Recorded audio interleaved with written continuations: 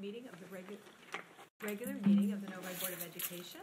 I appreciate you all being here this evening. It's nice to see some faces. We don't often have people that visit us for the evening, and I know we have some exciting stuff on our agenda this evening. So without further ado, if you would do a roll call vote, please, Mr. Mena. Okay, Trustee Cook, obviously he's blatantly late, disregarding his responsibilities. So, Trustee Hood. Here. Trustee Mena is here. Trustee Murphy. Yes. Trustee Roney is out today. Yes. Trustee Ruskin. Here. Trustee Smith. Here. Okay. All right. Terrific. If you would all please rise and join me for the Pledge of Allegiance. I pledge allegiance to the flag of the United States of America and to the republic for which it stands, one nation, under God, indivisible, with liberty and justice for all. Perfect. Thank you. The first thing on our agenda is the approval of the agenda. I would entertain, we don't have any need for any changes. We do not. Okay, so I would entertain a motion. Thank you. I move to accept the agenda as presented. Support. It's been moved by Mrs. Hood and supported by Mr. Mena. I guess I can just do a regular vote until Mr. Cook joins us. So all in favor, please say aye. Aye. Motion carries 5-0. Next is our student board member report. I will allow you to take it away if you want to introduce yourself and tell us a little bit about your role at the middle school. Okay. My name is Dia, and I'm in 8th grade. So the Novi Middle School Theater Company is proud to present Mulan Jr. tomorrow, Friday, March 22nd, at the Novi Middle School Auditorium. The show begins at 7:30 p.m. and tickets may be purchased at the main office for $7 a person for general admission. Tickets are also available on show night, and checks can be made out to the Novi Middle School, and cash is accepted as well. It is based on the Disney's Oscar-nominated film, Disney's Mulan Jr. is a heartwarming celebration of culture, honor, and the fighting spirit, with hit songs and a story packed with action, humor, and heart. Disney Mulan Jr. brings ancient China to life with a modern sensibility. The cast and crew of Novi Middle School students are proud to present this 1998 acclaimed video to you on a theatrical stage, including singing and dancing to entertain young and old alike. Mr. Laney's third-hour class is working together to build a little house of helpfulness. These houses will mimic the little free libraries that you may have seen around town. The little libraries allow people to donate books or to take books to read and return when finished. Our little house of helpfulness will look similar to the libraries, but instead will be stocked with personal items to help the homeless in the city of Detroit. We'll be collecting socks, toothbrushes, toothpaste, soap, and shampoo. Mr. Laney's friend is Dr. Vitti, the superintendent of Detroit schools. He will help place these in the areas of the city, and our hope is that the community will continue to keep these stocked for those in need. Our students will do the initial stocking of items. The students in the STEM class will be building these items from scratch. They're planning, cutting, sanding, painting, everything from start to finish. They are very excited to participate in this. Last week, we had Wish Week at the middle school. We collaborated with the high school to raise enough money to grant the wish for a 12-year-old girl in Ann Arbor. Aylin's wish is to go to Disney World with her family, and we were able to raise enough money by selling stars for $1 each, and we were selling tickets for a student staff dodgeball game. We are happy to report that we raised $4,000 and $4,513. The students had a super great time doing this, and we want to give a special shout out to Mrs. Jensen for challenging us to raise the money. She agreed to shave her head if we raised $3,000, and we ended up shaving her head. Next, we have Math Club news. Our 8th grade math counts team took 4th place at the state competition on March 9th. The competition was held at General Motors Tech Center in Warren, Michigan. There were 136 students competing, representing 23 teams across the state of Michigan. We will have our variety show auditions March 25th to 28th. The variety show will take place during school for students on April 26th. We do invite you to attend if you're able to, and we have many talented students. It will be a great show. Friday, March 15th, all 3 middle school choirs attended the MSVMA District Choral Festival at Clarkston High School. All 3 choirs received enough points to qualify for the MSVM State Choir Festival. Remarkable behavior, focus, enthusiasm, and beautiful singing made for a perfect day. The judges used words like exemplary, brilliant, and professional to describe our choirs. Both women's choirs received perfect scores in sight reading. Art awards were won by 2 middle school students for the Scholastic Art and Writing Awards. It is a regional and a national competition. Hong Young won the silver key and Casey Zhang won the gold key. This year's regional competition is in Oakland, Lenawee, Livingston, Monroe, Washita, and Wayne counties. It had nearly 6,300 individual entries for middle and high school, and 229 senior portfolios were entered in 16 categories this year. Many excellent works were submitted, and 1,109 individual category works were chosen to receive American Vision, Gold Key, Silver Key, and Honorable Mention awards. That's a lot. Thank you. And thank you for reading slow enough so that we could track all the dates of all the things going on. So Mulan is Friday. That's the most recent one, right? And then the variety show is probably the next one for us to pay attention to. Thank you. Thank you for being here. Are you in Mulan? No. Do you know anyone who is? Yeah.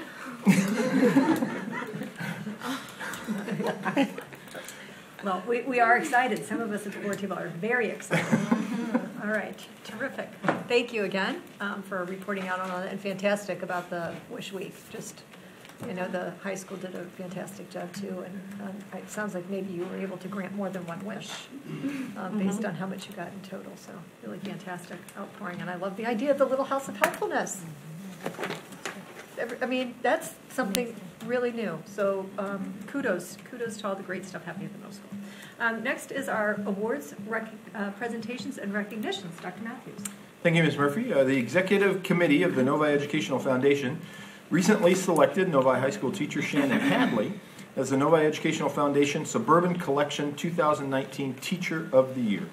This evening, Chris Harpenow, President from the Novi Educational Foundation, will formally announce this award to the Board of Education. We wish to thank the Novi Educational Foundation and the Suburban Collection for their Excellence in Education Teacher of the Year program. Mr. Harpenow. Thank you very much. Good evening, everyone, and thank you again for having me here.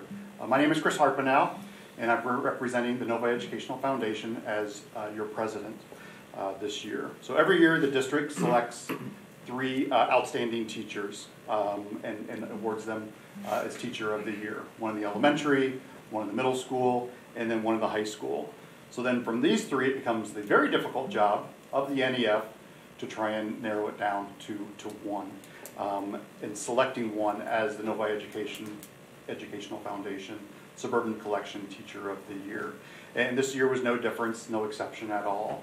All 3 were highly qualified and skilled in their areas, and it was not an easy task for us to complete. But after hours of the application review, discussion, we did select one.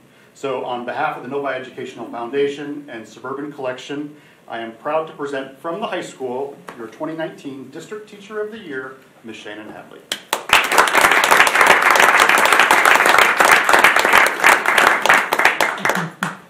If anybody has any questions for her. She loves to speak. Shannon, can you tell us what you teach? English as a second language. And did you have an opportunity to go find an automobile? Not yet, but it's narrowed down to 2 cars. So. Okay. Soon, really soon. It's nice to have options, right? Yeah.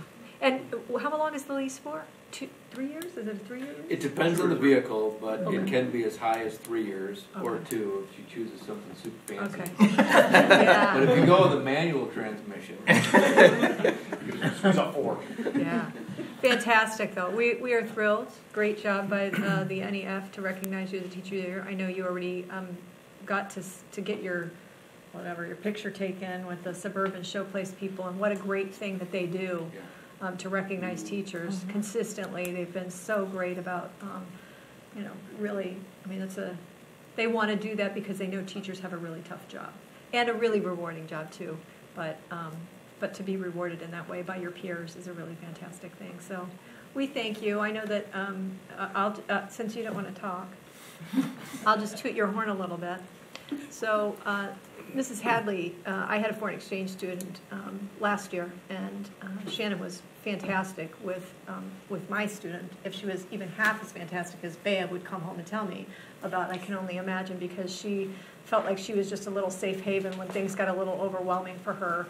Shannon was there for her, talking her through like the psychology terminology and things like that that's very hard vocabulary for people from other languages to adapt to. And it was, I know that there were times that she came down that there were multiple students in your classroom that you were helping, and it really just allowed her experience at Novi High School to be so much better. And I know that from the letters that were written on your behalf, from students, that you have had an equal significant impact on others. So we as a board are very grateful to have you in our district. Our students are very lucky to have you as their teacher too. Thank you. And we are Thrilled for you with your car. You do have to send us a note and let us know what you picked out though eventually. Hey Shannon, I did see that the Dodge Charger, which was a choice for the teacher last year, does come with a 8-cylinder manual transmission. That would be a fun car to drive. More power. Donuts in the high school. That's a 3-year lease. All right. You've heard his selection for you. Anyways, thank you, and thank you again for coming. We appreciate it. I know your dad flew back from Arizona twice to honor you both, the surprise at the school and then again at the meeting, which was just very heartwarming, really. I'm sure it was thrilling for him. I thought, is he coming back again? I was hoping. That's a lot. Anyways, Thank you again, and congratulations.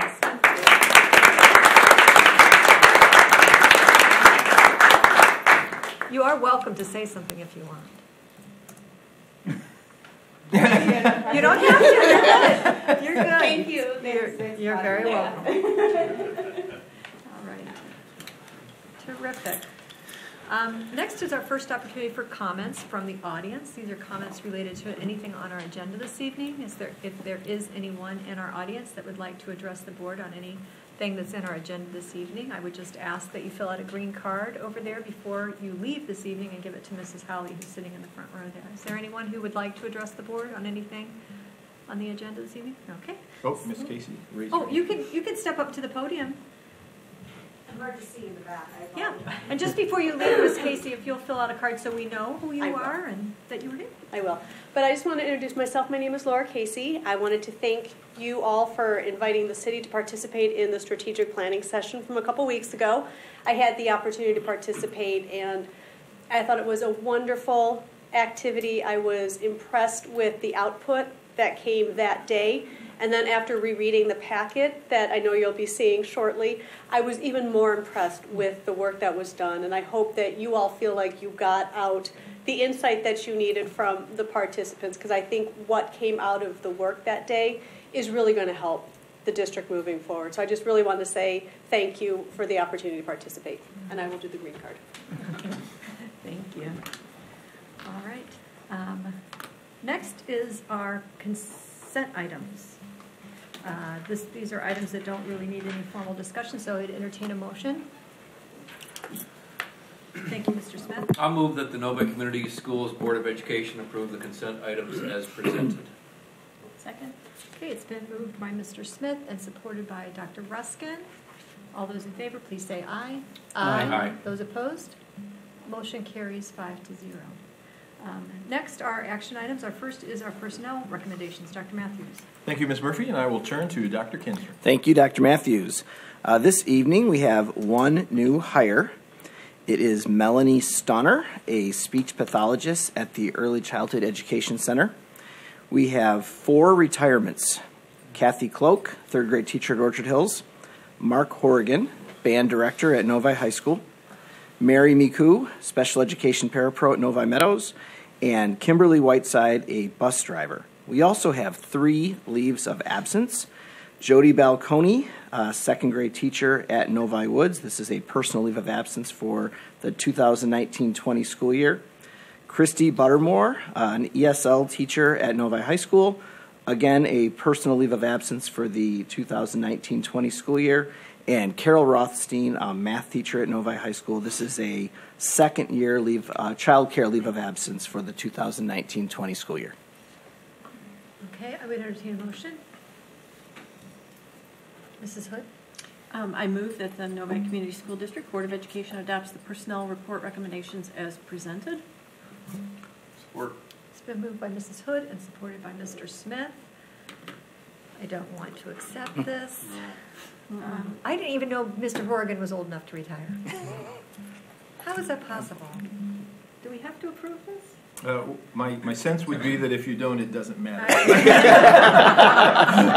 All right.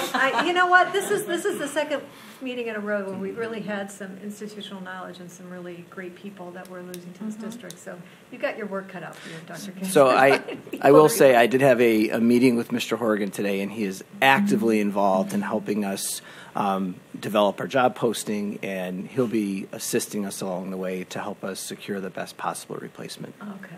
And Interschool Council today, our band booster president was there, and they're very interested in finding someone just like him.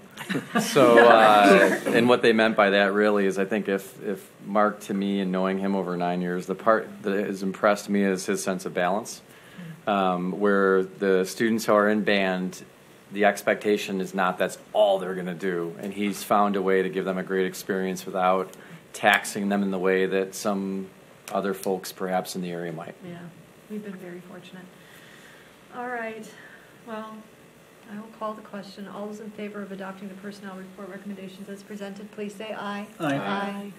Motion carries 5-0. That was a reluctant aye on my part again. All right. Next are our policy updates and revisions. Dr. Matthews. Thank you, Ms. Murphy. The Governance and Policy Committee has reviewed the following policy for revision and updating and is bringing it to the board for approval this evening. Now, this policy was addressed at our meeting 2 weeks ago. It has also been discussed previously in several meetings, and it deals with compensation. The new policy will read, board members may be paid a stipend of $30 per meeting up to a total of not more than 52 meetings as compensation for their services. Board members may decline compensation. This policy will be reviewed when new members are appointed or elected. So the recommendation would be that the board approve this evening. All right. I would entertain a motion. Motion to approve policy as presented. Is there support? Support. Okay. It's been moved by Mr. Mena and supported by Mr. Smith. Is there any additional discussion on the item? I know we've had lots of conversations about it. I'm not sure if there's any more clarification necessary. No, seeing none. I will call the question. All those in favor, please say aye. Aye. Opposed, same. Motion carries 5-0. Next, we have our information discussion section. First on that is our strategic planning summary. Dr. Matthews. Thank you, Ms. Murphy. This evening we will present a summary of the strategic planning process that we went through the past several months. We have several participants in the audience who were there that day on February 23rd when we had our official strategic planning meeting. Kristen Hoy, parent, Ryan Smith is a teacher, Laura Casey is a city council person, Allison Dolan is a parent. We have Dan Netter and Anna Bieberstein, who are students, and we also have Lou Martin, who is a parent in the district. They're in the audience this evening, having been participants on February 23rd. The process, in October 2018, we had a presentation to the board about the strategic planning process. We presented the idea that the MASB, or the Michigan Association of School Boards, would run the process. It was requested that we do some additional research on other options, and so that was done. We came back to the board in December of 2018 with a recommendation. The recommendation was that the Novi Community School District approve the use of the Michigan Association of School Boards to facilitate our strategic planning. And while the board is ultimately responsible for mission, vision, values, and goals, by engaging in a strategic planning process, the board invited the community and staff into the process. Through this process, the board was saying that it valued and would respect community and staff input and involvement. The process that we went through was that we had input sessions run by the Michigan Association of School Boards facilitator, Scott Morrell, and also by Emily Polonsky, who's a teacher at Novi High School. We had meetings with students, both at the high school and middle school, PTO parents and community members, building administrators, our building support staff, which is our NESPA group, our ESB, or administrative secretary group, and our district teaching staff, or the NEA. We also had input sessions with cabinet, business and community groups, and the Board of Education. And then we also did an online survey, and all told we had 1,004 respondents. 32 administrators, 7 Board of Education members, 23 community members, 690 parents, grandparents, and guardians, 65 staff members, non-teaching staff members, 29 students, and 158 teachers participated in the process. And then on February 23rd, we had an all-day workshop that was facilitated by Mr. Morrell and Ms. Polonsky. We had 39 people from the community and 16 staff members who participated. We had 15 Novi Community School District parents. We had 2 from our early childhood or care program. We had 6 Novi High School students. We had 2 alumni. We had 7 community members. We had 2 representatives from the city of Novi, Pete Auger and Laura Casey. We had 7 teachers participate. We had 8 school district administrators. We also had a Novi Community School District staff member, and we had 5 from the Board of Education. So there were a total of 55 participants on February 23rd. The expected and anticipated outcomes from this process were that we were going to develop vision, mission, beliefs, and goals, which would ultimately lead to objectives. And I've invited Lou Martin to come forward and kind of speak about the process that we went through that day and give his thoughts. Mr. Martin. Thank you, Dr. Matthews, Madam Chair, honorable trustees. Appreciate the opportunity to talk to you about that day where we all gathered together. We took that qualitative input from that large amount of people that you had just outlined and had divided up into several different groups and attacked essentially that qualitative information with an objective to renew and refresh what our mission, vision, and values are. But before we get into that too much, I really wanted to say a positive word about Emily Polonsky and her work on the input sessions. To say that she was engaged and excited and kept people motivated is an understatement, and really respect how she handled that, especially seeing your numbers of how many people actually participated. Very impressive process. So we took a distillation of that information and worked to then segment and categorize that into mission, vision, and values work, all the while remembering what had been set up before, I believe in 2008, with our mission, vision, and values. What does that look like? Where do we want to go? And how do we make those more current, renew, and refresh them? The group that attended that day, highly motivated group. Quite a lot of opinions, and it was great because we worked in synergy together. Even if we didn't agree, we got to the point that we needed to get to. As we broke up into mission and vision values segments, there was maybe 15 to 20 of us per group with an administrator or someone from the district there as well. And we spoke through the key points that we thought led to the distillation of that information that we did in the qualitative sessions. As we came closer to what that might look like, we brought it all together and got back together in one large group, and then redefined and questioned each other. What we may have come up with in small groups as we put it on the wall, we would find out that other members of other groups might question, what exactly do you mean by that, and what specific words were you using and why. In the end, I think we had just an absolutely fantastic day. The input was complete and rigorous, and I think we produced a product that was equal to the qualitative input that we used in order to start the process. So thank you. Thanks very much. Thanks. Before you step down, are there board members that have questions or anything for Mr. Martin? Just curious, because I didn't promise him that there would be questions. I'm sorry. I just thought I know that Kathy had a previous commitment, and so did Tom, that had been planned years before, well, not years, but whatever. But I just didn't know, I wanted to give you the opportunity if you had anything. But if you don't, that's fine too. You don't. No, I don't. Yeah, Okay. not for now. Okay, great. I would like to say, though, that Into the Woods is coming to Novi High School end of April. Okay? That was a great plug by middle school, so I had to say that. Yeah. Thank you so Yeah, much. absolutely. Ms. Howe? The first, or one of the areas that we focused on was our vision.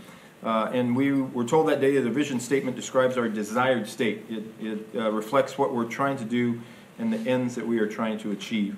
We were told that effective vision statements are written in simple and understandable terms.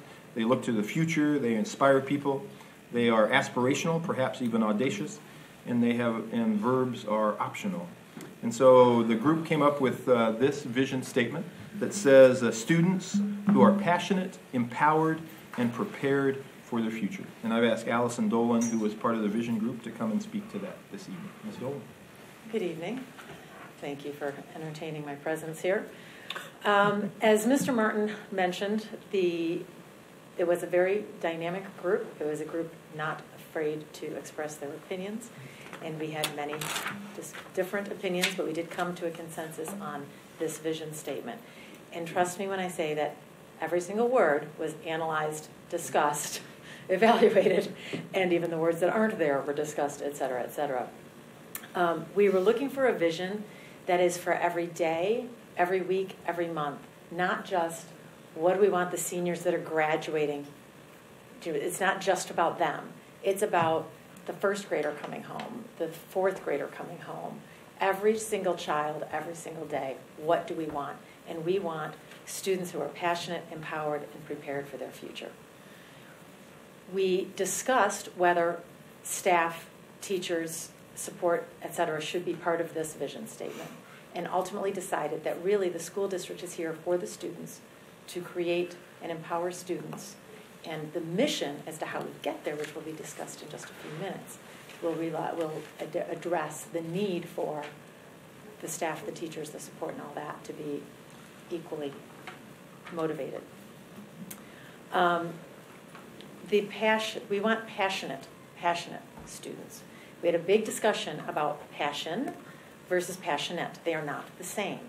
Not everybody finds their passion. If they do, that's awesome, and then we want those kids that have found their passion to follow it. But even if you haven't found their passion, we want them to be passionate about what they are doing, about what they are pursuing in life, about what they are learning, everything. Hello, Mr. Cook. We want students who are empowered, meaning they are strong and confident. That does not mean that they all are going to have type A personalities and go out there and be the big speakers, but that even the quiet students feel that they can make a difference in their own manner. It might be more, online or something that they are doing, but that every student feel that they are empowered to do what they want to do, and that they are prepared for their future. Not the future, but whatever their future brings. That might be the first or second grader being ready for the test tomorrow, the third or fourth grader being prepared for a presentation, or whatever it is, up to the graduating seniors who are going to trade school, who are going to college, or whatever that might be, that they are prepared. Any questions? Oh, I'm sorry, I forgot one little thing, sorry. With passionate, there was a very big discussion, long discussion about whether it should be enthusiastic or passionate. And ultimately, everybody decided that we needed to set the bar higher. Enthusiastic is great, passionate is even better. And because a vision statement can be audacious, we wanted to set it up that high, that the students should be passionate. Right, thank you. Thank you. Thank you, Ms. Dolan. Thanks, Al. The next area that we focused on was our mission statement, and our mission statement really describes our purpose. A mission statement really begins to identify how you will live into your vision. It indicates how we'll make our vision a reality, the means. Effective mission statements, we were told, describe an action or an occurrence. They define standards of quality, and they usually contain a verb. And I see that Ms. Thurman has come this evening, and I believe that she's prepared to talk about our mission statement. And the mission statement that we developed on that day was the following: provide impactful opportunities for all to cultivate lifelong learning. Ms. Thurman, welcome. Thank you. Thank you for the opportunity to participate in the process and to be a part of such a fantastic day of conversations across the community. This idea of lifelong learning came actually early in the day as there were discussion about trends in education and what we were seeing both locally and across the state and in our ever-evolving world. And so this idea of really thinking about what is the district's mission? What are we ultimately pursuing and preparing kids for in a world where jobs are changing, the needs, the jobs for many of our students today don't even exist, and the imperative to continue to reinvent yourself and to commit yourself not to doing well on the next test or getting to the next level or getting into the college, but to really think about how we, from throughout the spectrum of a child's life in the district, are really thinking about how you build an expectation and the set of skills and a commitment to continuously improve and to be driven by a thirst for knowledge. And that, I think it's also important to talk about this idea about for all. So while the mission of the district is really thinking about the ultimate position for students, it's also acknowledging that all of us in the community, teachers, are committing themselves to a mission of lifelong learning. And how do we continue to cultivate and grow and develop teachers and educators as community leaders and as parents? Part of the work that we do is model for our students and really think about setting the bar for success, not about reaching one final stage, but being committed and having the skills and the understanding of how much agency each individual has in owning their path forward. Thank you. Thank you, Panita. Yes, thank you, Panita. And then finally, we had a conversation about our belief statements, which capture our guiding principles. They reflect why we do what we do. And tonight, we're pleased to have two students, Dan Netter and Anna Bieberstein, who will talk about the belief statements that we came up with. And the statement is that we believe in an equity of opportunity, a culture of unity, fostering and inspiring a curiosity of learning, a community of well-being for each stakeholder. So, welcome Dan and Anna. Thank you all for allowing myself and Anna to be here and for the Student Council Executive Board to have been a part of this process. It was truly an honor and we're very grateful for it. That being said, with the first statement, on equity of opportunity, we were hoping to recognize that students should be presented with opportunities that are appropriate to them. Although we also wish to recognize that certain students do not need the same amount of opportunities that other students perhaps need. Certain students of a privileged lifestyle would not need the same amount of opportunities that a student with a disadvantaged background would need. This can affect things from navigating the after-school activities with a whole variety of things. I know Dr. Weber was talking about the robotics program and how prominent that is within our community. And it can also affect things that are as ginormous as the college admissions process and working through, the essays that people have to write and making sure that our students get the appropriate amount of assistance that they require for their background and for where they come from. And along with that, a culture of unity. This was born out of the fact that we all wish to be wildcats. Mrs. Carter says, every Friday it's another great day to be a Novi Wildcat. And we wish that every student, every staff member, every stakeholder within the community feels that way. And it's a very important thing that we all have a strong sense of community whenever we enter any district that the building owns. This feeling, like I said, would hopefully extend to the parents and the guardians of each student. And along with that, it will just continue to grow and grow with how we all want to be Wildcats. Thank you. All right. So I have the next belief statement, which is, we believe in fostering and inspiring a curiosity of learning. And this is something that is very important for student success, both in school and outside of school. We believe that it is incredibly important for students to have experiences which expand their curiosity and get them excited about learning. Because an ability to do this and to become a lifelong learner is something that is critical to overcoming obstacles to success in the future. And the next statement is, we believe in a community of well-being.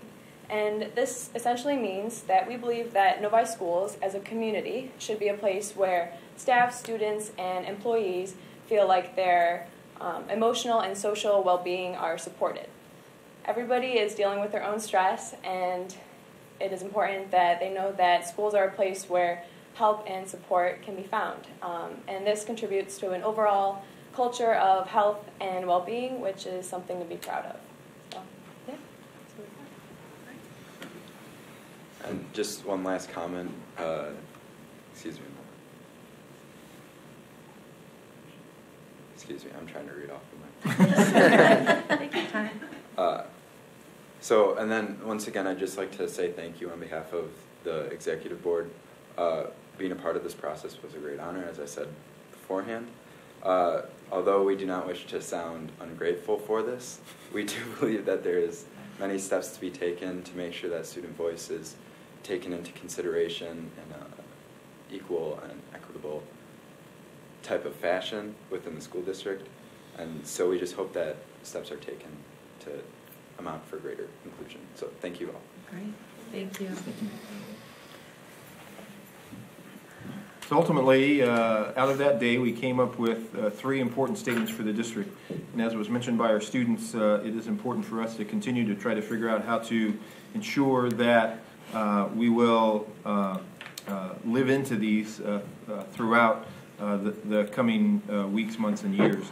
The first is our beliefs. The beliefs are the foundation of what we do, and the beliefs are an equity of opportunity, a culture of unity, fostering and inspiring a curiosity of learning, and a community of well-being for each stakeholder. Our mission is to provide impactful learning opportunities for all to cultivate lifelong learning, and our vision is students who are passionate, empowered, and prepared for their future. So the question then becomes, how do we live into our vision, mission, and beliefs? Ultimately, the outcome of the day was supposed to develop goals and measurable objectives. We kind of ran out of time that day, and so that will be the next step in the process. This board and members of that committee will continue to work on the goals and measurable objectives. And ultimately, that day began to identify that we should have goals in 4 areas: academics, personnel, culture, and communication. But the recommendation that will come to the board on April 11th is that the Novi Community School District Board of Education approve the vision, mission, and belief statements developed by the Strategic Planning Committee, and they are listed there for the board. And so this evening we wanted to present the outcomes of that day. We wanted to reinforce to the board that this is a process that we're engaging in over the next several weeks, months, and years.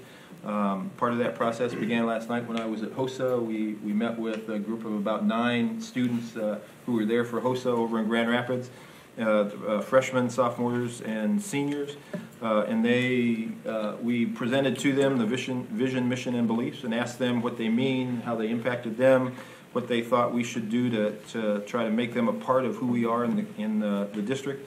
The conversation was facilitated by Emily Polanski. Ms. Carter and I were in the room to listen to our students as they discussed these statements, and they had some very interesting and insightful comments for us that Ms. Polanski will bring back to this board at a later date. And that's part of the process that we're trying to live into, is that these statements need to be more than just statements that we hang on a wall, but these need to be statements that actually guide and direct us as we attempt to live into our vision, mission, and beliefs. So I would entertain questions from the board, but on April 11th we would bring this back to the board for approval as our new vision, mission, and belief statements. Okay. Questions? Certainly, Mr. Smith. Whether this would be for you, Lou, or Allison, or Panita, or even the students, Dan and Anna. I looked through some of the raw data the responses that we got back from the 1,004 people. I don't know if you just got a chance to see some of that. And I was looking at the strengths as reported by all these 1,000 people. And the word that showed up over and over and over and over again was diversity. So can you speak to anyone, I know from having conversations with you, Panita, more than anyone else, that's something that I know that it's important to you, that our district and our community not only recognizes our diversity. I had an opportunity earlier today to read to a group of first graders in one of our elementary schools. If you don't embrace the fact that we have a diverse group of first graders, it's important. Can you share with me how you've identified that or embraced that in this vision, mission, and beliefs?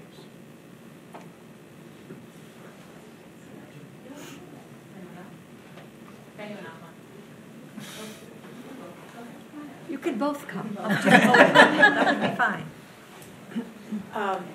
Throughout the day, diversity was discussed and brought up on numerous occasions. It is addressed to some extent in the where we say equitable. What was equitable? Equity opportunities, okay. Because that is not equal opportunities. It is basically, it's like, give to each student what that student needs, which you can't do unless you are understanding where that child is coming from, whether it's a socioeconomic or a social diversity that we're considering for that child. To give that child what he or she needs, you need to understand their background. I would add to that it came up a couple of different times in the context of what an asset it is to our community to have such a rich fabric of diversity of race, diversity of economics, diversity of geography, diversity of thought. I feel incredibly privileged that my kids are growing up and are able to go to school in a school district like Novi where there is so much diversity. And I think in table conversations, there was certainly this idea of equitable opportunity, the questions of making sure that our goals and measures really are targeting all students and that we're reaching every student and providing each student what they need, and embracing in this culture of unity that there is, while there is great asset in the diversity and different experiences, we are all members of the Novi Community School District, and how do we create the culture and the community where all are welcome, all are valued, and all are supported to reach their highest potential. Are there other questions or? Well, I don't. Maybe it'll come up when we get into objectives and goals and things of that nature. I'd love to see. My son had an opportunity as a Boy Scout to visit a different house of worship, and it was amazing. And I don't see that in the community. I don't think our community calendar, our school calendar, recognizes Rosh Hashanah or Yom Kippur. So there's just lots of opportunities. I'm just wondering where we're going to... I think in communication as well, right? Really thinking about how you're creating those experiences. But I know at one of the tables I was at, there was also a question around languages and styles and comfort. If you're not a parent who grew up in a U.S. K-12 system, how do you help set expectations or help people navigate and know what to expect? So I do think that as you begin to set goals and priorities and targets, a lot of those elements should resonate and show up there. I'll just add as well to Panita's point, the unity is not a uniform community. The unity in the community is respecting everybody and the differences, and still everybody being included in the community. Okay. Thanks. Other questions? Wait. Okay. No, well, okay, Mrs. Hood. I wanted to add on to Mr. Smith's comments because the same thing struck me. Now, I missed that Saturday work day, which really is disappointing. But what I wanted to do was, after we got the raw data back, I looked at the thought clouds, whatever these are, from our presentation that has been published before. And on this, the first question, which was, what are we proud of? What are our strengths? Out of 607 responses, diversity was included in 129. So 21% of all those responses, and what is our strength? And so it struck me too that our community recognizes it, the kids get it, and it behooves us as leaders in the district to really embrace that. And I was proud that it came out really so strongly. So anyway, that's a little bit of my thing. Other board members? Questions or comments about this? So this will come back to us on April 11th. I do want to thank you all for being here and taking part of the process. I know we have a couple of people that are here that were also there that day with us. It was a dynamic day on a lot of, got to hear a lot of different perspectives from different people. I thought it was amazing to me that 1,000 people responded, because the consultant on October 4th said we might get 500 people. So go Novi. we doubled that, which in his experience I think was unusual. But that just speaks to really volumes about how engaged our community is with this district and how much they want to be a part of it and sharing that. So I do want to thank all of you, and thank you again for taking your time and coming this evening. As we, have discussed and had this presented to us in a way that honors both the community that served us in that respect and provided all different kinds of feedback. We appreciate you representing them here tonight. So thank you. Certainly, if there are other things that board members think of, Dr. Matthews can funnel them out to some of the people here if that's necessary. We have 3 weeks before the next board meeting because of spring break. Yes. So if there are questions or concerns, please feel free to share them with me before we bring that back to the board for a vote. Okay, fantastic. I've lost my place. You know what? Why don't we take a brief, unless you all want to stay for our budget amendment, why don't we take a brief break? It is 7:55, just 5 minutes. We will allow those of you who are students, if you can stay. We love it when you stay. But I just don't want to keep you from other things or feel like you can't leave if you need to. And I know people have said, well, I never want to sneak out in the middle. So we'll take a 5-minute break. 8 o'clock we will return. Yeah.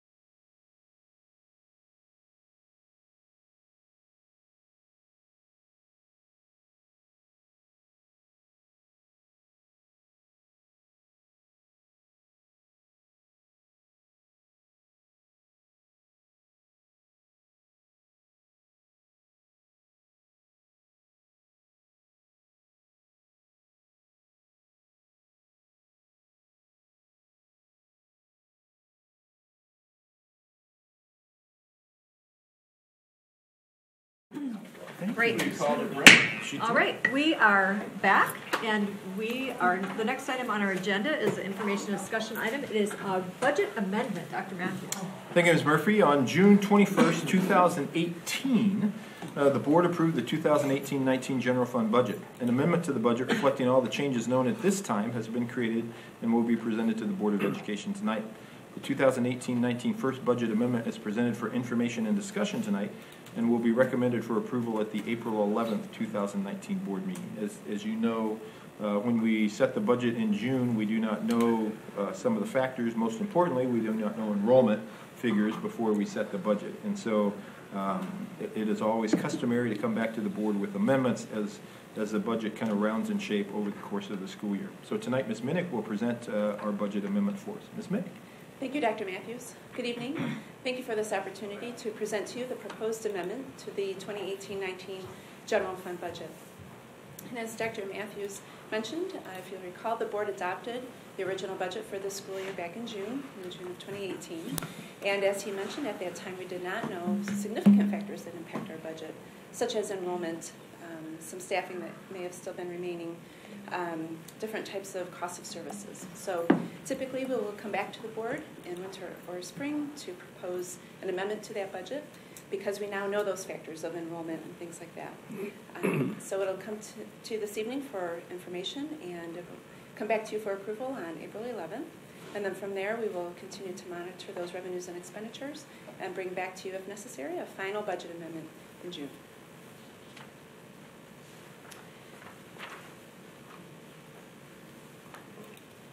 So taking a high-level summary look at our budgets, the original budget adopted in June, as you can see, we adopted a revenue amount of $78,100,442,000, with a corresponding expenditure amount of $79,524,000. That led to a decrease in our fund balance of about $1.4 million. So our expenditures were projected to exceed our revenues by that value. And recall, in June, we were still in the middle of the 17-18 school year, so we did not know, even at that time, what our actual fund balance would be at the end of the year. But at that time, we knew that the beginning fund balance was $9.5 million, and so we had projected our ending fund balance to be $8,173,581. That equates to a percentage of our expenditures at that time of 10.28%. Looking at the proposed amendment column, you can see that the revenues are anticipated to be at $78 million for a net change of a decrease of $53,000. The expenditures are projected to be $78.8 million, and that results in a decrease in our expenditures of $705,000. And those new expenditure and revenue amounts result in a smaller decrease to our fund balance of $771,000. Now we do know our audited fund balance as of June 30th, and that amount is $11,700,000. And so when you apply that new addition of reduction in the decrease in the fund balance, we end up with a projected fund balance of $10.9 million, equivalent to 13.86% of our expenditures. Jill, do you want us to stop you if we have questions during this? If you prefer. Okay. Just feel free, I guess, if you have questions that come up while we're going through it, to stop and we'll answer them at the time. Good, okay. Thank you. So if we take a closer look specifically at our revenues, the state requires us to categorize those as local sources, state sources, and federal sources, and other sources. And originally, back in June, we had anticipated that our local revenues would be about $24 million, our state revenues to be about $48.1 million, our federal revenues to be about $1.9 million, and other revenues, incoming transfers, of $3.9 million. Our proposed amendment for our revenues, local sources, is $24,700,000, our state sources to be $47.5 million, our federal revenues of $1.7 million, and our incoming transfers of $3.9 million.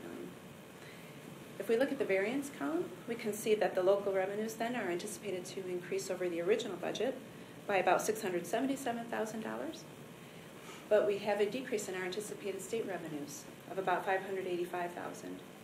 Our federal revenues are projected to be about $149,000 less than originally budgeted, and just a small variance of $3,800 in our other category, for a net reduction in our revenues projected to be less, about $53,000.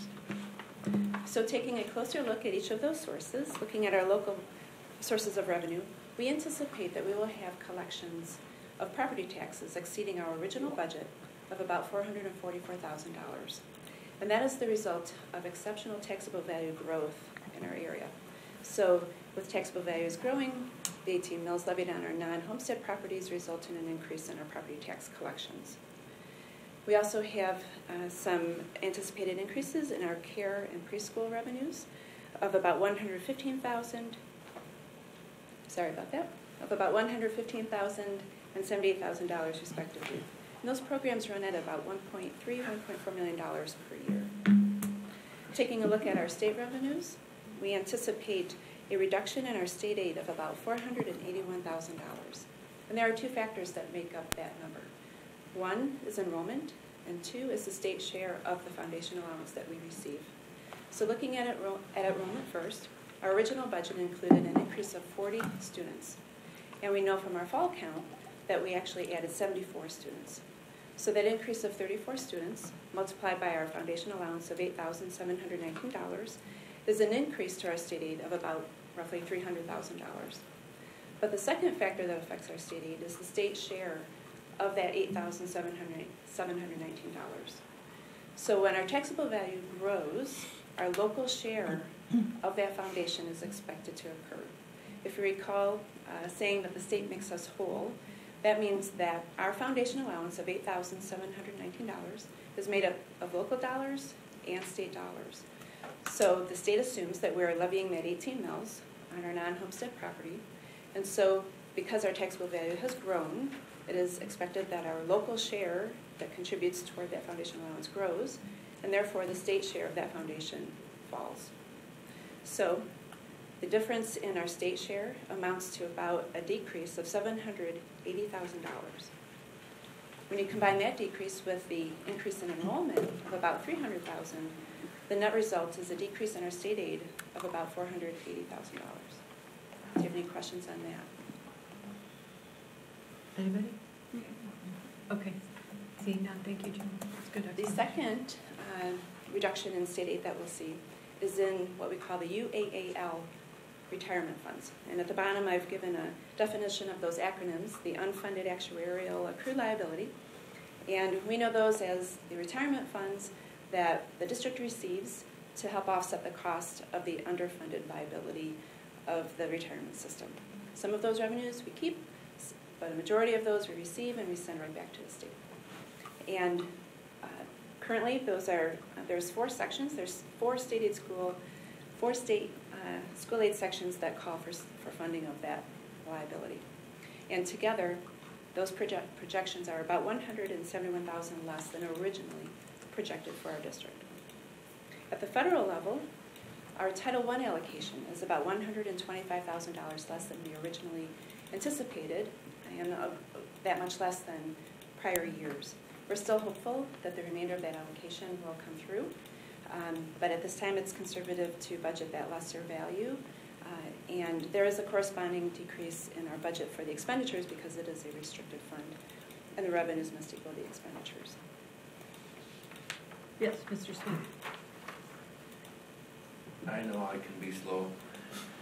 Directionally, Ms. Minnick, wouldn't the $444,000 and the $480,000 for the state be the same number? Well, it's not a dollar for dollar comparison. Directionally? You guys get it? What is your question? Why isn't it exactly the same dollar? Closer? Well, there's other factors that go into, when we look at state aid as a whole, there's also the $50 for a high school student, and there's other additional values of categoricals that I've rounded into the $480,000. Okay, but am I correct how I read this, that the state is taking away more money than the increase that we got from property taxes? Well, there's a couple of factors that make that up as well. First is that we don't budget 100% of the property taxes that we levy, because some taxpayers default. So we may not collect all of those funds. But the state assumes we do. Yes. Okay. And that's the other factor, is that the state assumes that we levy the full 18 mills. But because of Headley rollbacks, we levy 17.6169. And so those two variances contribute to the fact that it's not a dollar for dollar comparison between the local and the state value. Is that something we can change? Can we levy 18? Yes, we can. Some districts pass a resolution authorizing a levy that, in essence, authorizes the district to levy the difference between 18 mills and the current rollback figure. So that if the Headley rollback continues, the district can always levy that full 18 mills. Is that a vote of the community to Yes, do it that? is. Right. So it's not just a resolution of the board, but it actually has to be a vote of the community. Correct. Okay, but it just appears that the state really isn't making us whole. We're out $35,000. Which is maybe a rounding error with our budget, but it's... But part of that is because of the Headley piece. Rollback. Right. Well, and I mentioned that we budget about 98% of our local collections. So 2% is about $38,000. And are we getting less Title IX money because the federal government, Title I, excuse me, because the federal government is not dispensing as much as we thought, or that they have in previous years, or can we still get that 125? I don't have that answer for you this evening. I will follow up with you on that. Okay. Typically what will happen is the state will release about 85% of that allocation, and I'm not clear, unfortunately, at this time, as to whether that full allocation has been released or if there's still more coming, but we're working to figure that out. Have you guys talked can I ask this? Have we talked about doing that rollback or passing that? Yeah. We, as a full board, have not had that discussion. We have had it in passing, but historically it's been, between $35,000 and $40,000. And so the question is, do we want to go to the community for that much money when we also may go to the community for a bond and the sinking fund and the rec millage? And so at some communities the number is exceedingly large, or at least significantly larger than that, and so they will go for a Headley override vote. In our community, it hasn't been as significant. I think per household it would be fractional. It would. But it still requires a vote, and you're going to the community saying you're going to raise or at least raise the taxes on the non-homestead property. Yes, it's on the non-homestead. It's an easy vote in the sense that you're taxing somebody else, right? But it's still a vote to raise taxes. Could give us another FTE though. It could. Mr. All right, thank you. That's okay. Sorry. Mr. Mena? Ms. Mick, I'm just looking at, it looks like the local revenue, you've got it all accounted for. I think those three figures that you had up on the board equal that 677. Are there other areas of reduction on the state or federal that aren't listed there? Because I'm not, unless I'm... I tried to highlight just the significant ones, but we have had some additions to state aid, which will help it equate to that $585,000. We have an increase in our at-risk funds of about $39,000, and also an increase in our adult ed funds of about $25,000. Those are the other significant changes. The at-risk dollars were a change in the state law. In our district, we weren't eligible for a lot of the at-risk monies in the past, and part of the change in school financing was a recognition that every district, no matter who they are and how quote-unquote rich they are, has at-risk students, and so every district should be eligible for at-risk funding. In the past, we have not been, but that has changed, and so that's why we're getting additional at-risk dollars. Other questions? Okay, thank you. Peter? So if we turn to expenditures, you can see on the left-hand column all of the various categories that the state of Michigan requires us to classify our expenditures into. And for the benefit of the new board members and just as a refresher, you can see that the top section, our total instruction services, that's where the bulk of our instructional costs lie. In basic programs, we have preschool, elementary, middle school, high school, and summer school.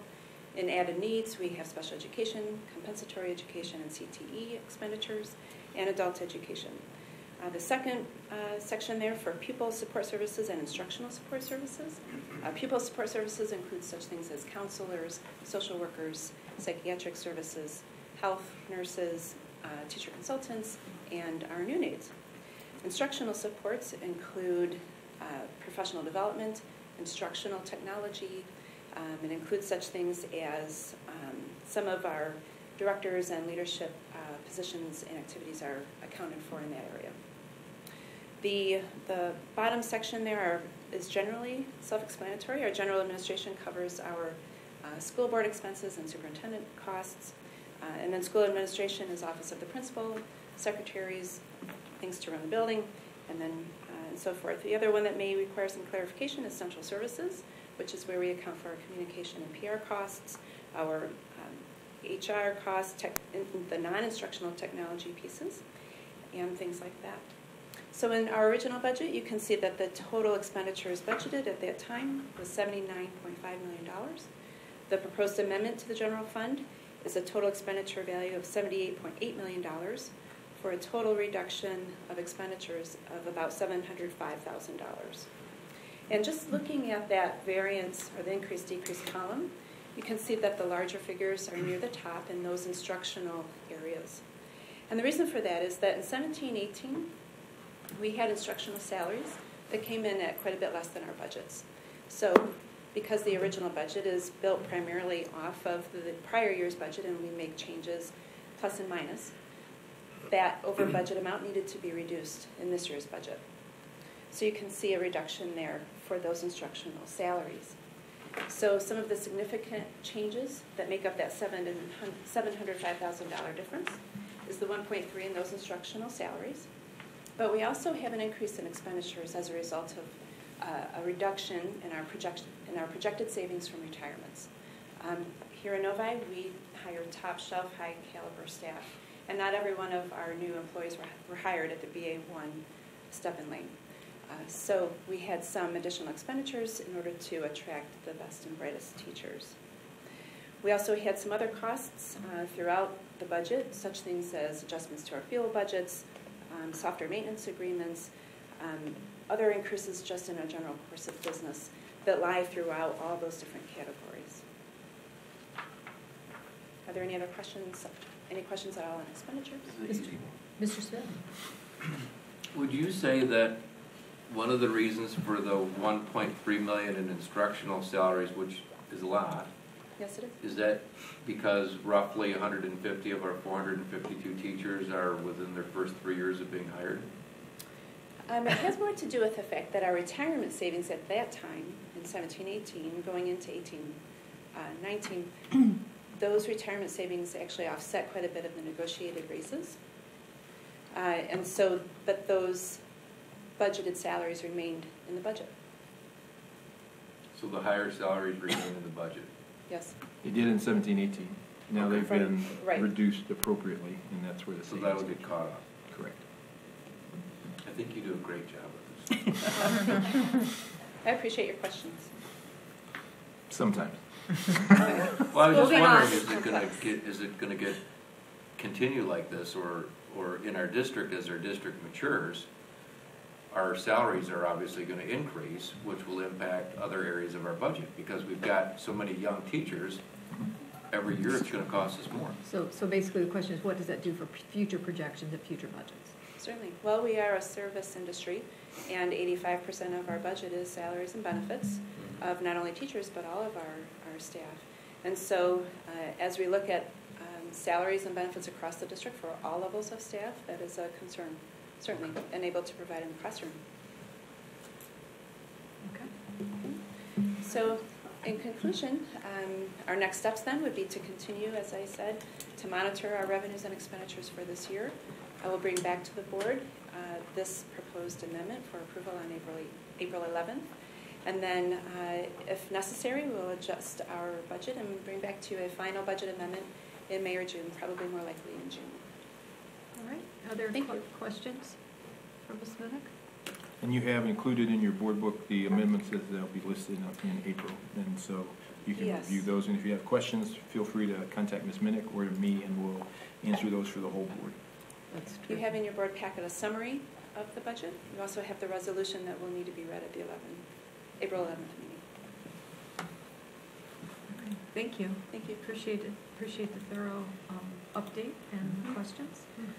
All right. Next, we are moving on to paving projects. Exciting paving projects, and Ms. Minnick is also responsible for this, and so we will turn it over to Ms. Minnick. Thank you, Dr. Matthews. On March 7th, 2019, the bids for site improvement projects at various buildings scheduled for the summer of 2019 were opened and publicly read aloud. The bids presented tonight have been analyzed and contractors have been interviewed. Attached is the letter of recommendation and bid tabulation from Keith Toro, our soil and materials engineers, civil engineer. The 2019 site improvements program involves a variety of asphalt and concrete work across the district, including areas of asphalt full depth repairs, patching, rebuilding catch basin collars, parking lot restriping, and crack sealing. It also includes identified sidewalk, curb, and gutter repairs throughout the district, and the bid included seal coating certain parking lots as an alternate. This program is part of the 2014 bond project and will commence following the last day of school in June, with completion of all projects by mid-August at the latest.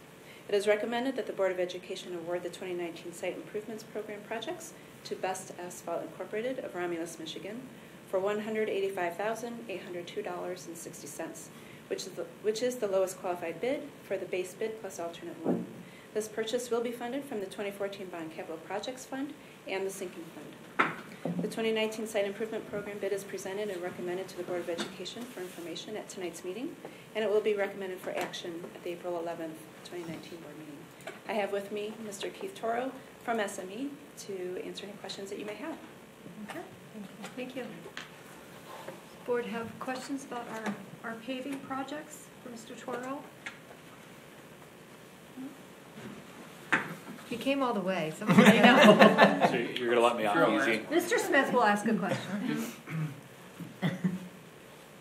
So I appreciate this work.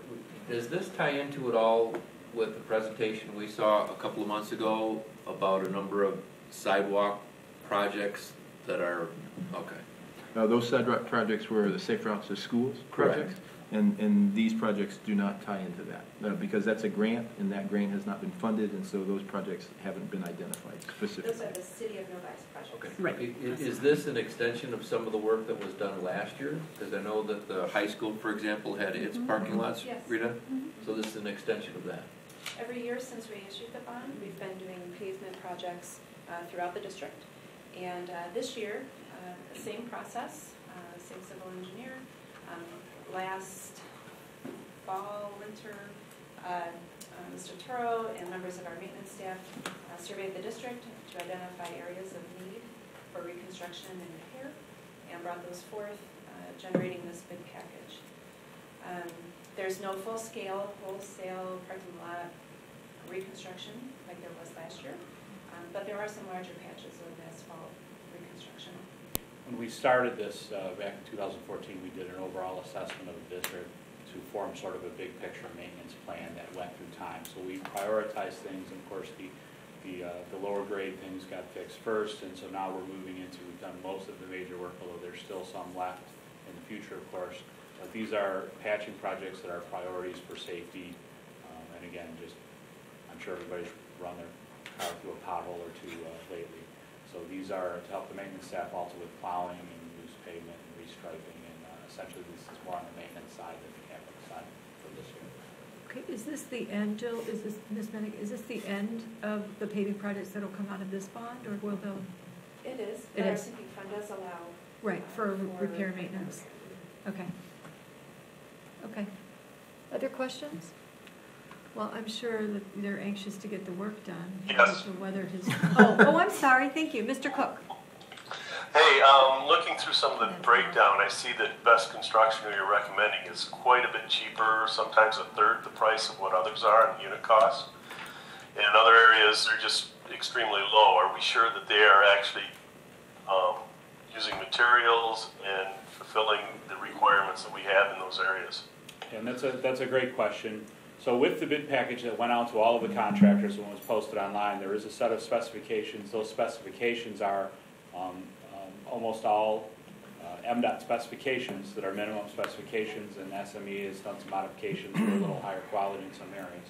But for the most part, the specifications follow MDOT guidelines in terms of materials and process and design detail. So there was an interview with Best Asphalt, and they acknowledged they did. To be honest, some of the categories with unit costs can be broken down and put into different areas. So if you're doing a complex piece of the work, sometimes the contractor will bid that as a whole, or I guess finance that as a whole. So they'll break it down separately just to fill in the blanks on the bid form. So this one may be low, this one may be high, but if you add it all up, it's relatively close. So you have confidence that Best Asphalt will be able to do the job? Absolutely. And Best did work for the district 3 years ago as well, and they did an outstanding job for the district. That was quite a larger piece of that was a lot of capital work as well, and they performed very, very well. If I may add that our Director of Maintenance was very pleased with their work as well, including the cleanup of the sites and just the value of those projects. Okay, other questions? Just so I can learn from this, when the recommendation says that Best Asphalt, which is the lowest qualified bid, but when you look at the other bids, it doesn't look like they were the lowest bid. With the alternative on page 2 they are. So if you scroll down to the alternative. Well, no, because engineers, what's the engineer's estimate? That's if I did the work myself. Well, you should do it. And so what happened, again, I was fairly close this year. There is some inflation going on in paving, of course. And as we all know, the state's talking about doing a bunch of work here. We're talking billions of dollars of work. So the contractors are getting busy, materials may get scarce. So there was I normally consider 3% an average bump from year to year in the general bid prices. This year was a little higher than that. Again, asphalt prices, I could do a whole dissertation in the embargo from Venezuela and the quality of the asphalt cement and all that, which is interesting, but probably not a good forum right now. So do we pick Best because we had a good experience with them? Because ASI and Best were really 6 of one, half a dozen the other. I think the difference was the alternate one, and alternate one is the seal coat before striping, and I think that gives a better overall project. And depending what the bids came in, we put that as an alternate because if they were all very high with that, because most of that is material costs, not labor costs, then the district would have the option not to accept that and stay at a lower budget. But the bids all came in reasonable for that, so it was decided for better overall quality of the parking lots that was added. So that they were low overall when you considered both base and alternate one. Thank you, Mr. Pearl. Thank you. Other questions? All right, seeing none, thank you for being here. If you do have something that comes up or questions that you have, please send them either to Ms. Minnick or Dr. Matthews. He'll respond to the whole board if there are any additional questions that come up after today's meeting. And this will come back for April 11th to the board for approval. Thank you for being here. Thank you. Thank you. All right, our next thing is the technology device refresh. Dr. Matthews. Thank you, Ms. Murphy, and this also is Ms. Minnick's area of responsibility, and so we have Wanda Ciancio here this evening as well, but I will turn this over to Ms. Minnick. Thank you, Dr. Matthews. The Instructional Technology Department recommends a refresh of computers, monitors, desktops, MacBooks, and Chromebooks to replace outdated equipment with solutions that will meet the instructional needs of our students and staff for the future. Computer replacement will include curriculum-based labs, as well as media center labs at Novi High School and Novi Middle School. Input for this recommendation was gathered from student and staff surveys, meetings with media specialists, building administration, and with the curriculum and instruction department. Based on the survey data, staff and students have requested mobile Chrome devices to meet their learning objectives. Curriculum-specific devices are included to support the unique needs of certain programs and learning environments. 1,000 Lenovo Chromebooks purchased in 2014 are at the end of updates and will be refreshed. The typical life of a Chromebook is 5 years based on the model release date. Additionally, the purchase of Chromebooks to replace elementary labs Elevating high school and middle school to a ratio of 1 cart of 32 Chromebooks per 2 teachers is recommended. 36 Spectrum carts will be purchased to support the increase in the number of Chromebooks at the high school and middle school, plus the labs that are switching over to Chromebooks. All items will be purchased from a state or national cooperative bid, such as the RUMC or MyDeal programs. The 2019 pricing will be available in April. The estimates in this proposal are based on reliable quotes from trusted vendors approximating those award prices. Because the proposed order is so large, the district would like to be ready to purchase as soon as the cooperative bid pricing is released. This will allow time to receive and install the products before the start of the 1920 school year. All current items removed from service will be sold or recycled. The Technology Department recommends a not-to-exceed amount of $1.5 million to be expended from the 2014 Capital Projects Bond Fund, which includes a 10% contingency for items that may be requested after the order is placed. This recommendation comes before the board tonight for information and discussion. It will come before the board for approval at the April 11th meeting. And I have with me this evening Ms. Wanda Ciancio, our Senior Technology Coordinator, to help us answer any questions you may have. Thank you. I think you gave them all the information they need, but I'm sure there are questions. If I could address those. Some of the thought behind placing Chromebooks in the elementary labs is to support our mobile environment. As you know, we've replaced all of the classrooms with mobile furniture. We're looking toward in the future to replace the media centers the same way, to have collaborative learning spaces, something that would be maybe a monitor on the wall and tables that you could pull up to, and all of that would be mobile. Or it could be a cart with a monitor on it, and that could move anywhere. Some things we talked about at the high school, they have, in their media center, they have 4 labs, and then they have the floor. You've all been in there, that large area on the floor. So really they have about 5 labs in there. So we're keeping some desktop lab for the student lab, and the rest of them are going to go to laptops instead of Chromebooks, because in the survey data back from the students, some of them requested Windows versus Chromebook. I'm not really sure. There wasn't data to say why they requested that or not, but the data in the student survey came back clear that they're looking for the mobile devices. And what that allows is for a lot of collaboration and movement in that area. The same thing for the middle school. So in any moment of time, they can reconfigure that space with when the mobile furniture comes in. We're placing these mobile devices, or hoping to place these devices in there now, in anticipation for that mobile furniture, because we won't be able to purchase them again, and we need to do this now. Put off replacing the labs in all of the buildings. It was supposed to be last year, but we had too many projects last year to do it, and the devices were evaluated, and we decided they could last for another year. I talked to the media specialist and the principals and said, as long as these are booted up, they're working fine, so I think we can get that last year out of them before we take them out. As Ms. Minnick said, we did talk with staff, Office of Academics, principals, the AC group, excuse me, I need some water. I have some. Okay. Ms. Ciancio gets choked up talking about technology all the time. I've been trying to throw it. I don't know why. I think I had one of those smoothies before I came here, and sometimes they make my throat itch. Not a good thing. Anyways, we did talk with a lot of different people, teachers too, and about doing this. And even the middle school had sent out their own survey after the one we sent out, and the high school too, about the mobility possibilities. The other thing, so replacing desktops with Chromebooks, but not all of them, because at the high school we propose to have, like, along the perimeter, to have desktops there too, because some students like to sit down to a larger monitor or something like that. So we're proposing that as well.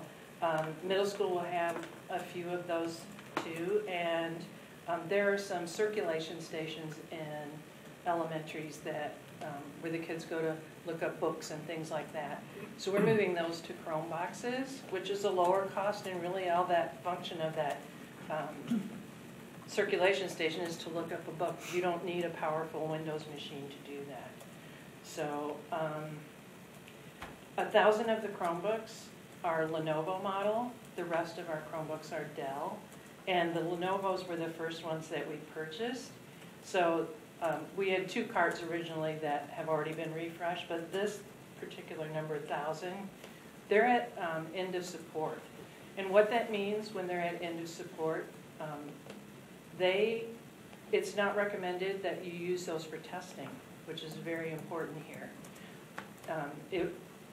The test software is updated, and then it won't work on the Chromebooks that are older and not supported. So they have to be refreshed about every 4 years, 4 or 5 years. Let's see. The 36 carts are the same standard cart that we've been purchasing all along to put them in. They've worked very well for us, so we continue to try and standardize and have one vendor for those things. I can't think of anything else, so if you have some questions, I'd be happy to. Ms. Minnick said that any items that would be taken out would be sold or recycled. And typically when we recycle, we get money back for that, so it goes back into the fund. So I did get a request from middle school, high school to use a couple of, or not a couple, quite a few of the Chromebooks for math check-in. I'm not really sure what that is, but they said they check the kids in when they come into class and they do something with them. It doesn't require a Chromebook that is not being, it doesn't, they can use the ones that are not being supported anymore. Okay. So rather than recycle or sell those, we would repurpose those to them. She asked for 48, but she said she would take as many as we could give her, like all the math classes. They would like to have some in. So that would help to support them in their classroom. Also, the high school is talking about that eHall Pass that middle school is using. We're using some of the older Chromebooks over there for that already, and high school's interested in that, so we're thinking of repurposing some to them for that as well. Okay. Sounds like efficiencies, making things more efficient. Fantastic. Questions, Mr. Mena? Are those 5-year-old Lenovo's that you're talking about that we're moving out to refresh, are they the same as these 11Es here? No. Oh, the 11, is that a Lenovo? This is Lenovo 11E. Mm-hmm. So is this one of the older ones or one of the newer ones? One of the older ones. Okay. I'm just curious, you basically have a machine which I believe has no hard drive for all intents and purposes, maybe some sort of SSD drive. Just curious on how the software actually gets old on it, because you would be able to get a Chrome refresh on these things, right? Isn't it constantly refreshing with a newer version of Chrome? Or does the hardware limit the operating system from updating at a certain point in time? It's the Chrome license. We pay for each Chromebook that we purchase, we pay $25. It's a part of the price for the Chromebook to manage those Chromebooks. And when they get to end of life, we can't manage them anymore. So the time is 4 or 5 years that it ends, and you can't. We could take those Windows devices that we have and pay, I think it's $10, and we could turn them into Chrome devices too. But they were from 2011, so we don't want to start. So it's not really technological reason that they're not usable. It's more of a licensing and support reason, right? Because I can't imagine that a new Chromebook is going to really work tons more efficiently than an old one, right? They are amazing, really amazing devices. You open the lid, it's on immediately. And we also talked with the buildings about, the Windows device you can load software on, but on these you can't load anything on the Chromebook. But almost everything that we use is internet-based or web-based. So there's no need to load anything on it. And we can make those Chromebooks print. So anything that we're putting into the media centers, we'll make them print. I guess my point is it's a 5-year-old piece of equipment, but it's really not a useless 5-year-old piece of equipment. it will work pretty much the same as a new Chromebook. So we could, in essence, repurpose this in other locations if we wanted to. And it's not like you have to take out a hard drive and put a nail through it and True. erase it Right, either. So the yeah. disposal fee isn't really that great. But I am glad to see that you're finding ways of repurposing it, though. Right. So before we try to sell them or recycle them or anything, we did recently, with the iPads last year that we replaced, we did get some funding back from that. I think it was 12,000 or so, 13. We got some money back from the iPads that we sold, because when they get to a certain level, like the revision, they won't take the software update. Chromebooks automatically update on their own. Right. Automatically update on their own. So they get to a certain point when they reach that level of non-support anymore, they can't take the update. So that's the reason they have to be refreshed. Would they still work? They'd still work, but they wouldn't be on the current update, and then they will not work for testing. Because the testing software gets updated and the Chrome is not updatable. Okay. Other questions? Mrs. Hood. Yeah, just a quick, you talk about, so we're elevating the high school and middle school to a ratio of 1 cart per 2 teachers. I just wonder what the current ratio is. 32. Oh, well, I met with Katie Dinkelman over at the high school, and I also met with the principals at the middle school to determine what they needed to bring them to a 1-to-2 ratio. At Novi Meadows, we've been at a 1-to-2 ratio for a while, and that's worked fabulously because they don't need 32 Chromebooks all day long in a class. They would be sitting there not being used. So the teachers, if you assign it to 2 teachers, are able to share it. 13 carts more. And I think we have 58 at the high school right now. But they're not all 32, some are 16. I could give you that data. No, I just wondered if we're moving 1 cart per 2 teachers, are we at 1 per 3 teachers today? Are we at 1 per 4 teachers? It's no big deal. I can figure that out for you. Thank you. Okay. Other questions? And this is stuff was budgeted in the bond. Yes. We've just delayed it by basically a year. We had always planned to refresh at the end of the I bond. remember us talking about it. And so, I've come before you every year asking for funds like this so we can do the refresh. Last year it was iPads. Yeah. This year we're not doing any iPads unless something comes up in that contingency that we talked about that we absolutely need some more. Okay. Great. Thank you. Thanks for walking us through it. We appreciate it. And this will come back again on the 11th for approval. If you do have questions in the meantime, get them to Dr. Matthews or to Mrs. Ciancio. Okay. Thank you for being here. Yes, thank you again. for entertaining me this evening. Entertaining? Oh, I we was don't at often the entertain McCall people. conference all day down in Detroit. Dr. Weber stopped down, two of our teachers, Gianna Morozic and Joanne North presented down there on the Chibitronics that they did for the art in 4th grade last year. It was fabulous. Well received, and Dr. Weber did a very nice job stepping in and explaining the project and how it came about and everything. It was wonderful. Very cool. Yeah. Great. Okay, thank you. All right. Have Thank a you, good Wanda. evening. Thank you. Okay, next on the agenda is our board operating, it should say procedures there, but it says regulations, but we're calling it procedures because we had that discussion at our board governance and policy meeting that made more sense. So there's that. I can handle this.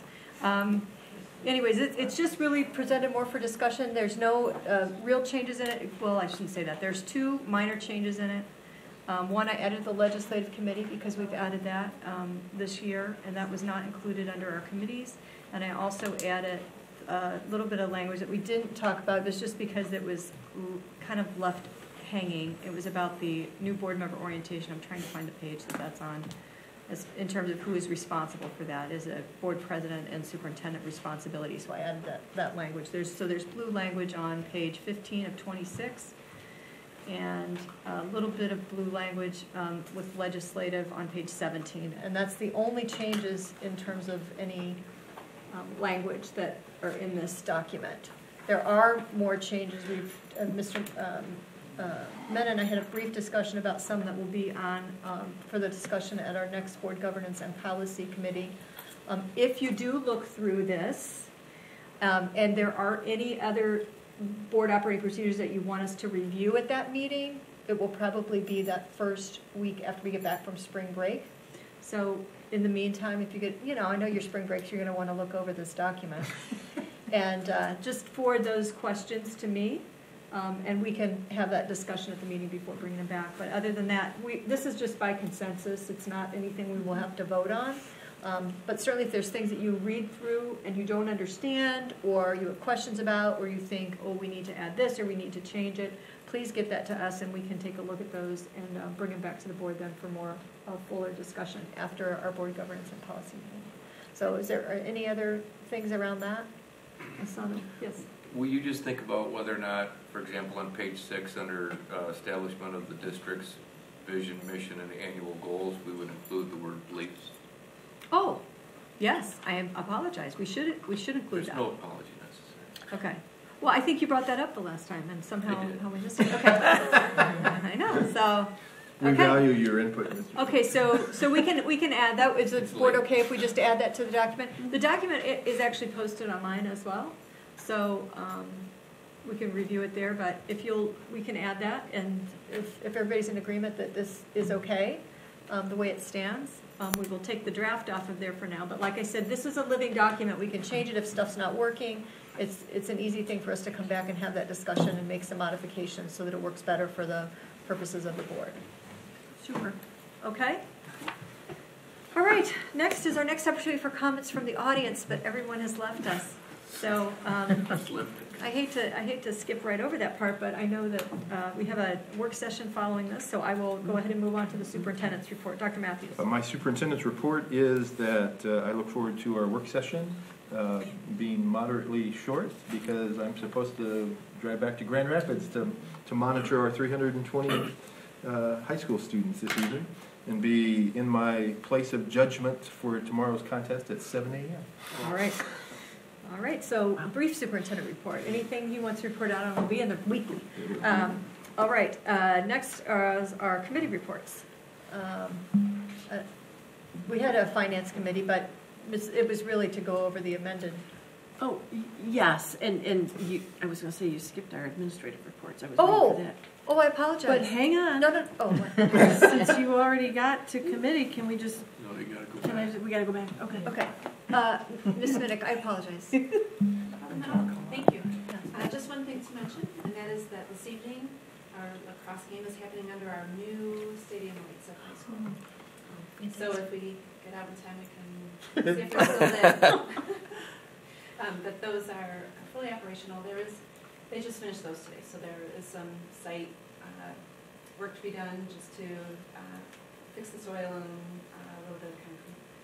They are working now at Meadows. They've been at Meadows for a few days, and we anticipate that work to be complete next week. Unfortunately, not in time for the game that is scheduled there for Tuesday evening, but we're not sure the grounds would be amenable to being there anymore on Tuesday. But that game on Tuesday evening will take place at the high school turf field. I did see a glow in the distance tonight through the windows.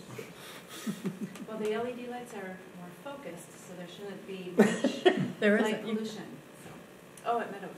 Yeah, you can kind of see them over there.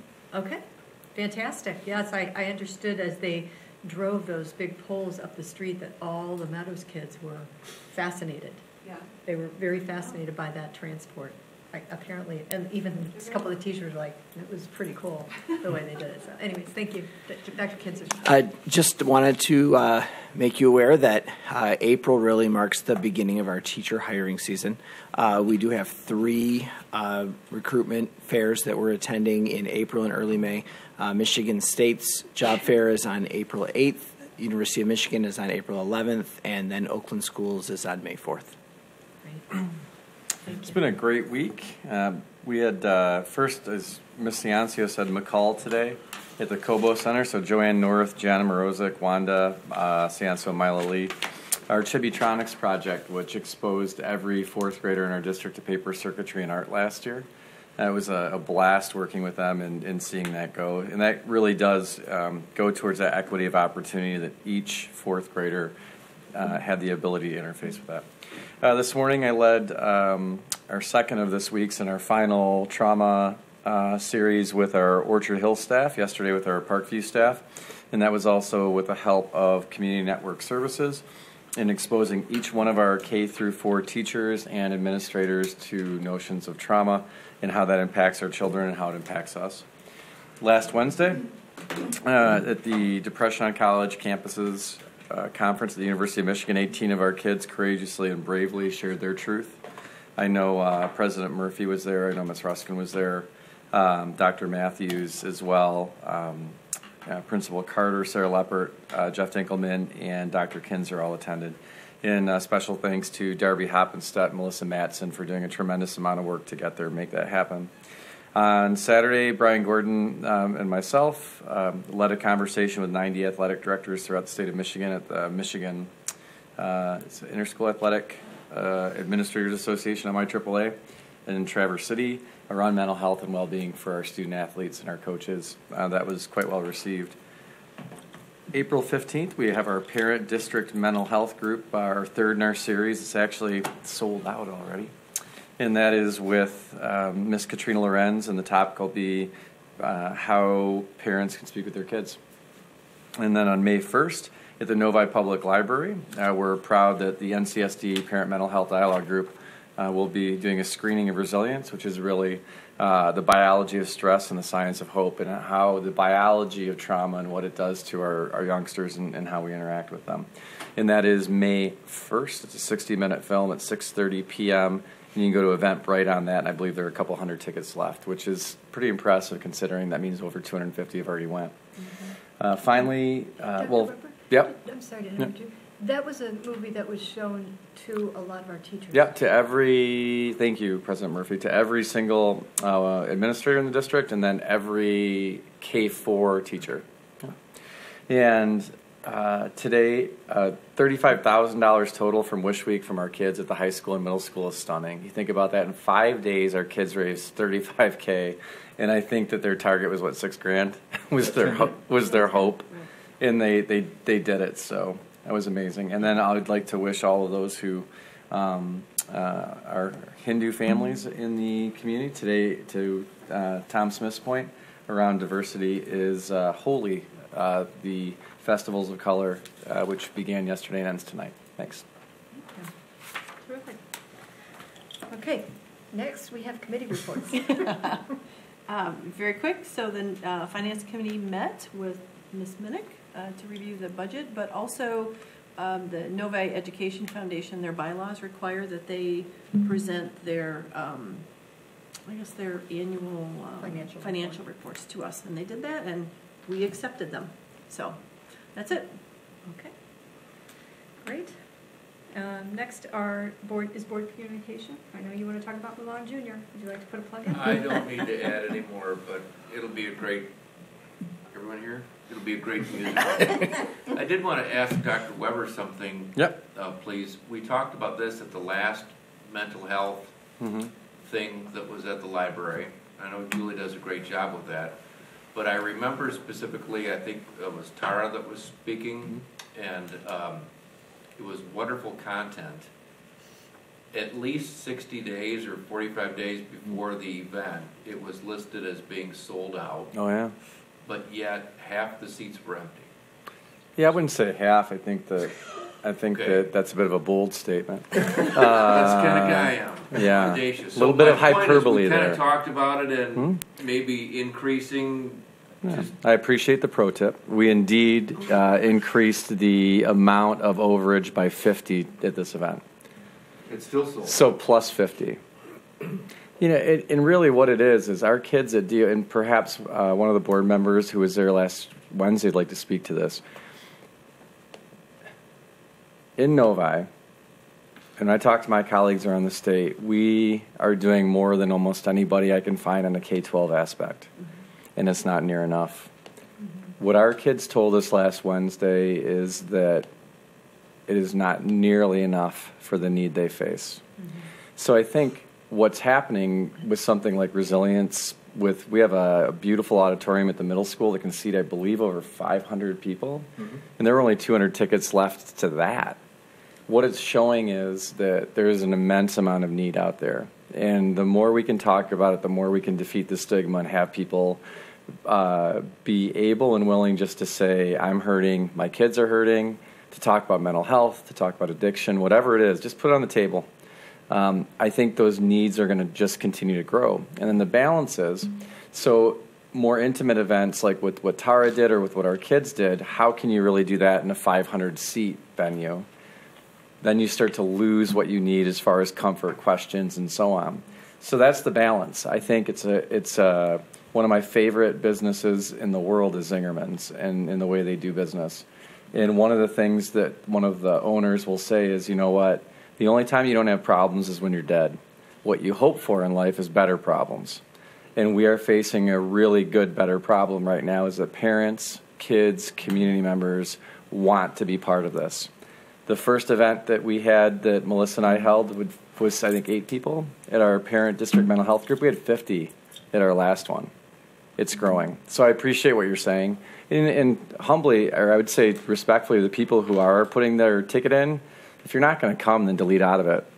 Like, don't take up seats that aren't going to be there. I appreciate that you're trying to get the jump on it, but if you can't make it, back out of it. Thank you.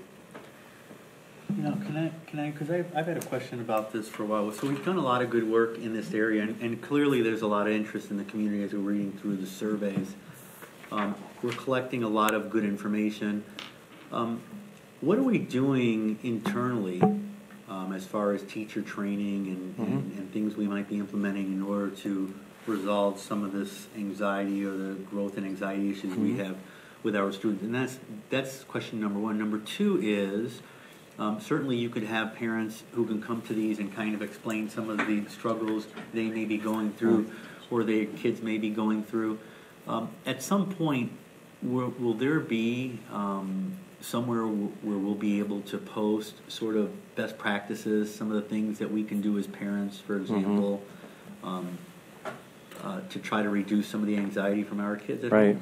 Before Dr. Weber begins, what I would suggest is that this probably deserves an agenda item and maybe piece, a presentation. and maybe a presentation from Dr. Weber and some of his team, as opposed to kind of an extemporaneous approach. And I know Dr. Weber could speak very eloquently about it this evening, but I think because we do have a work session coming up as well after this, that it might be more appropriate for us to put this on the agenda in April so that we can get some data that not only is shared here tonight, but we could also post perhaps on our website so that the community could see it as well.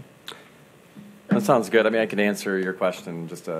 So our K4 piece today, Willie, we had on the K4 end of it, every K4 teacher and administrator in our district just went through 3 sessions regarding just trauma in general. And when you start to learn about it, and if you can come to see the video on the first, and I know a number of you have seen it, it's profound. When you really see the connection, the absolute substantiated connection between a lot of the anxiety our kids face and things that they went through early on, before they're even like 7 years old, and how that can transfer. So we're educating around that as a foundational piece. And on the second piece, our parent group has really talked about different ways to help each other in this community, even including a parent ambassador group that we can reach out to each other on when we're struggling. And the more we can break those walls down, and the more we can make that open to every parent, I'll leave you with this. On Saturday at the presentation, the room was filled. The gentleman was speaking about his own struggles with mental health. There were 90 people in the room, and he was breaking down because he was sharing a heck of a story. And so I went up and I stood next to him and I looked at the room and I said, hey, if you've had anything like mental health related touch you, your family, or anybody, stand up. 85% of the people in the room stood up. Yeah. It's here, and I'm proud of the fact that we are going toward it rather than away from it. So I look forward to preparing any kind of information that would help. I think it'd be good to hear a kind of a more comprehensive kind of overview of what you're doing.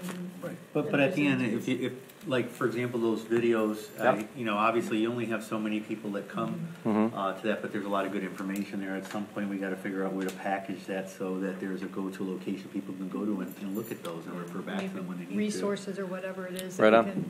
And maybe as we do our new website, we can address that too, which would be helpful. Thank you. Okay, fantastic. Other board members? Okay, I'll just, real quickly, the conference, Mental Health on College Campuses, I know Katrina Lawrence was there as the social worker, and Stephanie, they were there for the whole conference, as was I. And I will tell you that following our group of students, I stayed for another session that was the Wolverine Support Network, which is a network, and one of our students, our former students and alumni, was presenting. He was fabulous. People in the audience were like, "You're in college?" Because they were the two gentlemen are leaders in this group of support networks. And then today online, there was another girl that wrote a blog for the Wolverine Support Network, who was also a former student. So I felt we were very well represented, but also just a sense of, wow, we've given them a foundation. I want every kid to have that, which I think is our goal. But certainly seeing the results of some of the underlying work, and the one girl is just a junior this year, and she wrote a wonderful piece. And she's with an ambassador, a leader with this Wolverine Support Network, which is just basically, it sounds like it's just a group that offers the opportunity to get together, to offer some support to students in a very non-threatening way, and you don't have to have any kind of diagnosis or mental illness or anything like that. It's really just how do you walk through college, and how can you come alongside each other to walk through it together. And it sounds like it's just an awesome piece. So anyways, and we've also had several U of M students come back to those mental health dialogue meetings they came back and presented, and then they came to the next meeting just to be there. So really good things that is happening. So let's keep moving forward. And I will be at Move On Junior tomorrow night. Right. And I'm looking forward to Into the Woods, because Lou Martin's son has the lead in that, which is fantastic. So some great things going on. Looking forward to it. Anybody else have any great things? Just a quick thing. I'm so sorry, That's Dr. okay. Matthews. I will say in 3 seconds, I promise. Well, maybe not 3 minutes. So I had the opportunity to go to the mental health dialogues, and it was fantastic. I love the idea of putting it in an agenda item and bringing it as a discussion, because it's being talked about at the bus stops and at places of work and at coffee houses, and everywhere I go, that's what people are talking about. So I think it's fantastic. There's also work being done in other organizations about this, so it's not just primarily to Novi. I shared something with RJ that we can talk further about of another organization that's doing some resources and some videos and things like that.